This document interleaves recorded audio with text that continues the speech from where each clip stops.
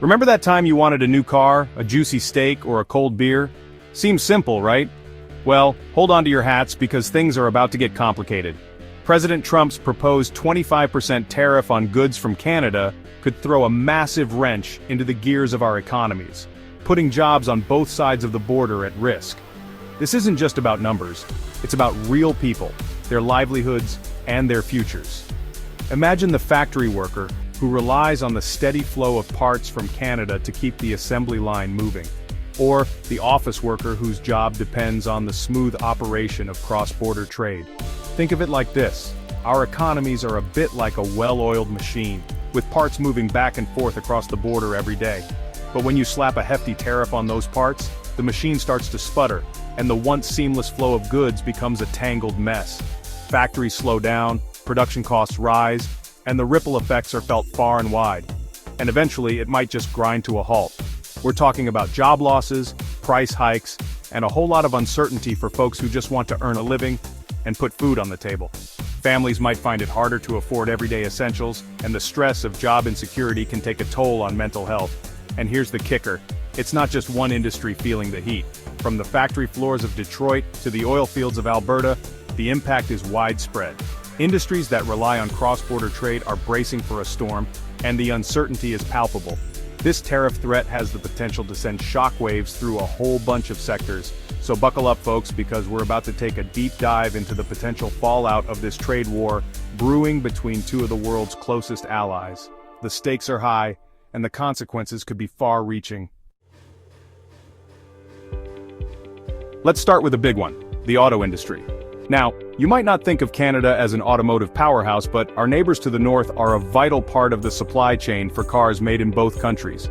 Parts cross the border like it's nobody's business, keeping costs down and production humming along.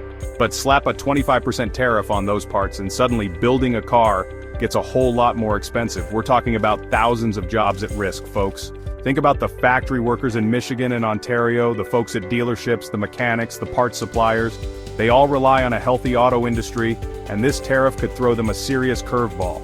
And let's not forget about consumers. Those shiny new cars? Yeah, they're about to get a whole lot pricier too. So yeah, the auto industry is feeling the heat, and that's just the tip of the iceberg. Now let's move on to something near and dear to all of our hearts: food and drinks, specifically agriculture and the alcohol industry. Turns out Canada is a big buyer of American agricultural products. Think grains, meat, you name it. But guess what happens when you slap a tariff on Canadian goods? They might just decide to buy their wheat and beef from someone else, leaving American farmers high and dry. And it's not just about the farmers themselves. This ripple effect hits everyone from food processors to truck drivers to grocery store workers.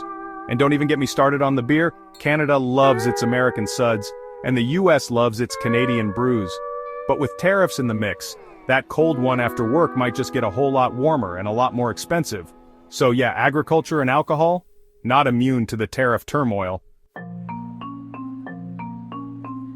Now, some folks might think, hey, if those Canucks want to play hardball, let's show them who's boss. But hold your horses for a second. See, when America sneezes, Canada tends to catch a cold. Those tariffs? They're not just bad news for American workers, they're a real gut punch to Canadian jobs too. We're talking about industries that are deeply intertwined, where folks on both sides of the border rely on each other to make ends meet. Take manufacturing, for example. Canada makes a lot of stuff that ends up in American products. We're talking about everything from car parts to lumber to machinery. Slap a 25% tariff on those goods, and suddenly, it's cheaper for American companies to buy from someone else. That means Canadian factories start shutting down, and Canadian workers start losing their jobs. And it's not just manufacturing. Other sectors like forestry, agriculture, and energy are feeling the heat too. The energy squeeze: oil and gas. Feel the pressure. Speaking of energy, let's talk about oil and gas. Canada is a major supplier of energy to the US, especially to those folks up north who rely on Canadian crude to heat their homes and fuel their cars. But guess what happens when you make it more expensive to import that oil and gas? Prices go up, and suddenly those folks in the Midwest are feeling the pinch in their wallets. And it's not just about the price at the pump. The energy sector is a huge employer in both countries, and those jobs are at risk if this tariff tiff spirals out of control. We're talking about pipeline workers, refinery operators, geologists, engineers, the whole shebang. So yeah, the energy sector is feeling the squeeze, and that's bad news for everyone. The price we pay, inflation and consumer costs soar. Now let's talk about something that affects everyone. The price of, well, everything. From the food we eat to the clothes we wear and even the gas we put in our cars, prices are climbing. It's a trend that's hard to ignore. When you slap tariffs on goods from another country, those costs get passed down the line.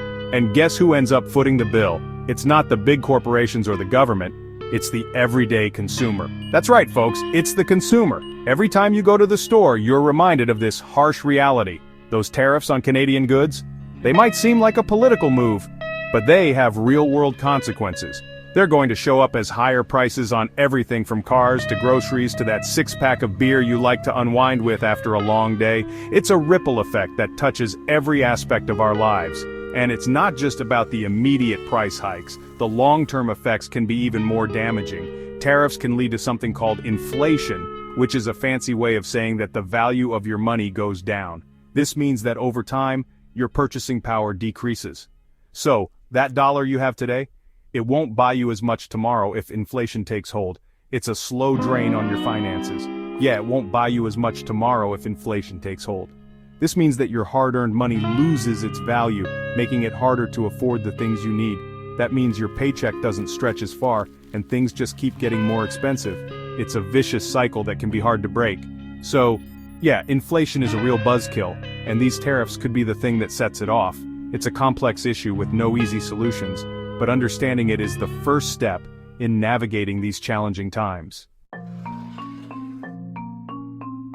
Empty shelves, empty pockets, supply chain, chaos. Remember that well-oiled machine we talked about earlier? The one where everything runs smoothly and products move seamlessly from one stage to the next? Well, tariffs throw a real wrench in the gears of something called the supply chain. Imagine trying to run a marathon with hurdles suddenly placed in your path. See, businesses rely on a complex network of suppliers and producers to get their products to market. This network is like a delicate web where each strand supports the others. But when you disrupt that network with tariffs and trade barriers, things start to get messy. It's like cutting a few strands of that web and watching the whole thing wobble. We're talking about delays, shortages, and a whole lot of uncertainty. Shipments get delayed, warehouses run empty, and logistics managers are left pulling their hair out. Think about it. That new phone you've been eyeing, the one with all the latest features and sleek design, it might not be in stock because the components are stuck at the border. Factories can't assemble the final product if they don't have all the parts. That new car you've been saving up for, the one you've been dreaming of driving off the lot, the delivery date just got pushed back because of a shortage of parts from Canada. Without those crucial components, the assembly line grinds to a halt. And those groceries you need to feed your family, the everyday essentials you rely on, yeah, they might be more expensive or harder to find because of disruptions to the agricultural supply chain. Farmers can't get their produce to market, and prices skyrocket. So yeah, tariffs can throw the entire system into chaos, and that's bad news for everyone. From the factory floor to the store shelf, the ripple effects are felt far and wide. A house divided winners and losers in the tariff war. Now it's not all doom and gloom. Some folks might actually benefit from these tariffs, at least in the short term. For example, American steel producers might see a boost as Canadian steel becomes more expensive. But here's the thing, even those winners might end up losing in the long run. See, when you artificially inflate the price of steel with tariffs, it makes American-made goods more expensive, which makes them less competitive on the global market. And it's not just about steel. This whole tit-for-tat tariff battle could spark a trade war, with each country slapping tariffs on more and more goods. And guess what happens then? Prices go up for everyone. Businesses suffer, and economies slow down. So yeah, there might be a few short-term winners in this tariff mess, but in the long run, we all stand to lose. What's next? A call to action. So there you have it, folks. The potential impact of these tariffs is about as clear as mud, right? Well, one thing's for sure, this isn't just about numbers on a spreadsheet, it's about real people's jobs, their livelihoods, and their futures. It's about the interconnectedness of our economies and the importance of working together. So, what can you do about it? Well, for starters, get informed. Read up on the issue, talk to your friends and family, and make your voice heard. Contact your elected officials and let them know that you care about this issue. Because at the end of the day, the only way we're going to get through this is by working together, not against each other. So let's make some noise, folks, and let's find a better way forward. And don't forget to like and subscribe to our channel, express Econ Geo Finance insights, and leave a comment below.